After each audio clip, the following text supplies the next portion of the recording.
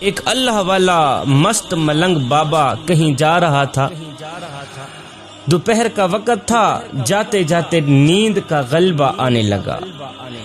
راستے میں ایک درخت آیا، ٹھنڈی ٹھنڈی ہوا چل رہی تھی۔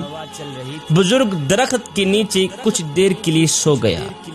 جب سویا، آنکھ لگی، نیند آئی۔ خواب میں اسی درخت نے اس بزرگ سے مخاطب ہو کر کہا، بابا جی اگر آپ میرے جیسے بن جاتے تو کیا ہی بات ہوتی۔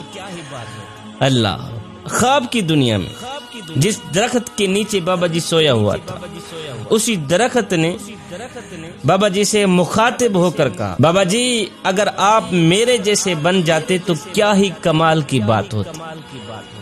خواب کی دنیا میں اس بزرگ نے اس درخت کو کہا، اوے میں تیرے جیسا بن جاؤں، پہلے اپنی خوبی تو بتا کہ تیرے اندر خوبی ہی کیا ہے۔ درخت نے کہا، میرے اندر خوبی یہ ہے کہ کوئی مجھے پتھر مارے نا تو میں اسے پھل دیتا ہوں۔ میرے اندر خوبی یہ کہ اگر کوئی مجھے پتھر مارے تو میں اسے پھل دیتا ہوں۔ اس لیے تو بھی میرے جیسا بن جا تاکہ تو بھی مخلوق خدا کو فائدہ دے سکے، نفع دے سکے۔ یہ سن کر بزرگ بڑا حیران ہوا۔ اللہ والا مست ملنگ بابا بڑا حیران ہوا۔ حیرانی کے عالم میں پوچھا کہ اے درخت، اگر تو اتنا ہی اچھا ہے تو پھر مجھے بتایا جائے کہ اللہ نے تجھے آگ کی غذا کیوں بنا دی، پھر تو جلتا کیوں ہے، لوگ تجھے آگ کے لیے استعمال کیوں کرتے ہیں۔ تیرے اندر اگر اتنا ہی کمال ہے تو پھر مجھے بتا کہ اللہ نے تجھے آگ کی غذا کیوں بنا دیا۔ یہ سن کر درخت نے جواب دیا، بزرگو میرے اندر خوبی کے ساتھ ساتھ ایک بہت بڑی خامی ہے، جس خامی نے میری خوبی کا ستیہ ناش کیا ہوا، جس خامی نے میری خوبی پر پانی پھیرا ہوا، اور اللہ تعالیٰ کو میری یہ خامی اتنی ناپسند ہے، اتنی ناپسند ہے کہ اللہ نے مجھے آگ کی غذا بنا دی۔ بزرگ نے پوچھا، وہ کون سی خامی ہے؟ درخت نے کہا، بابا جی وہ خامی یہ ہے کہ جدھر کی ہوا چلتی ہے نا میں ادھر کو ہو جاتا۔ اللہ، بابا جی خامی یہ ہے کہ جدھر کی ہوا چلتی ہے نا میں ادھر ہی کو ہو جاتا ہوں۔ مطلب یہ ہوا کہ جدھر کی ہوا چلے ادھر کو ہونے والی، چاہے جان والی چیز ہو یا بے جان چیز ہو، اللہ تعالیٰ کو ناپسند ہے۔ اللہ تعالیٰ اسے جہنم کا ایندھن بنا دیتا ہے، جہنم میں ڈال دیتا ہے۔ جوانوں، ہماری صورتحال بھی اسی درخت سے ملتی جلتی ہے۔ ہم بھی کچھ ایسا ہی کر رہے ہیں کہ جدھر کی ہوا چلتی ہے ہم ادھر کو ہی ہو جاتے ہیں۔ ہم نام لیتے ہیں حسین کا، نقل کرتے ہیں یزید کی۔ ہمارے اوپر کوئی بھی شخص 10 منٹ لگا دے ہم اسی کے ہو جاتے ہیں۔ مسجد میں نماز پڑھنے کے لیے بھی چلے جاتے ہیں، پھر کسی کے کہنے پر کنجر خانے میں بھی چلے جاتے ہیں۔ ادھر کو بھی پورے ہیں، ادھر کو بھی پورے ہیں، جدھر کی ہوا چلے ہم ادھر کو ہی ہو جاتے ہیں۔ ہمارا تن مسجد میں ہوتا ہے، من یاروں کے پاس ہوتا ہے، کھڑے نماز میں ہوتے ہیں، ہماری یادیں دوستوں کے پاس ہوتی ہیں، ہمارا سر سجدے میں ہوتا ہے، ہماری سوچیں کاروبار کی طرف ہوتی ہیں۔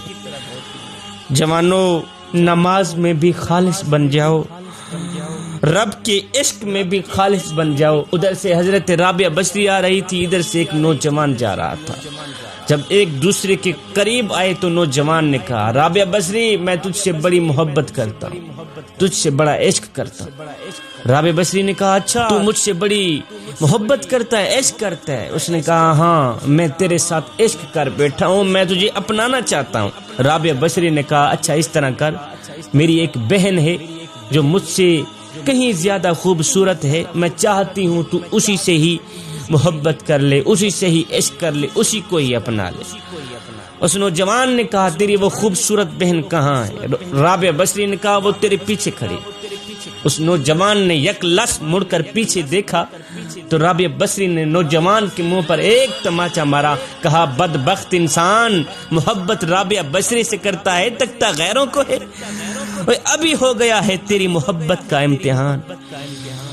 تو محبت رابعہ بصری سے کرتا ہے، عشق رابعہ بصری سے کرتا ہے، تکتا غیروں کو ہے۔ اس نوجوان نے اپنے سر میں خاک ڈالی، پیٹا، سر پیٹ کر کہا کہ میں نے دنیا میں سے کسی عورت کے ساتھ محبت کا دعویٰ کیا، جب مڑ کر پیچھے دیکھا تو میرے منہ پر ایک تماچا لگا۔ کہتا ہے کتنا بدبخت ہوگا وہ انسان جو دعویٰ کرے رب کی محبت کا تکے غیروں کو، جو دعویٰ کرے رب کے عشق کا تکے غیروں کو۔ جوانو، نماز میں بھی خالص بن جاؤ، رب کے عشق اور معرفت الہی میں بھی خالص بن جاؤ۔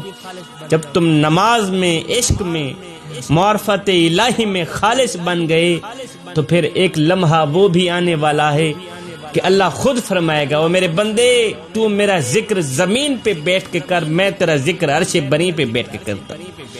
تو میرا ذکر گنہگاروں کی صف میں بیٹھ کے کرے گا، بدکاروں کی صف میں بیٹھ کے کرے گا۔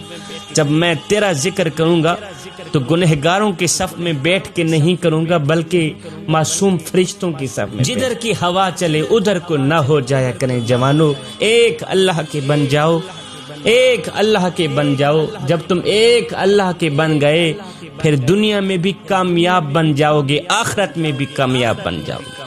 میرا اللہ قرآن کے اندر ارشاد فرماتا ہے، یا ایھا الذین آمنوا ادخلوا فی السلم کافہ، اے ایمان والو پورے کے پورے اسلام میں داخل ہو جاؤ، پورے کے پورے مکمل طور پر اسلام کے اندر داخل ہو جاؤ، یعنی آدھے تیتر اور آدھے بٹیر بن کر نہ رہو۔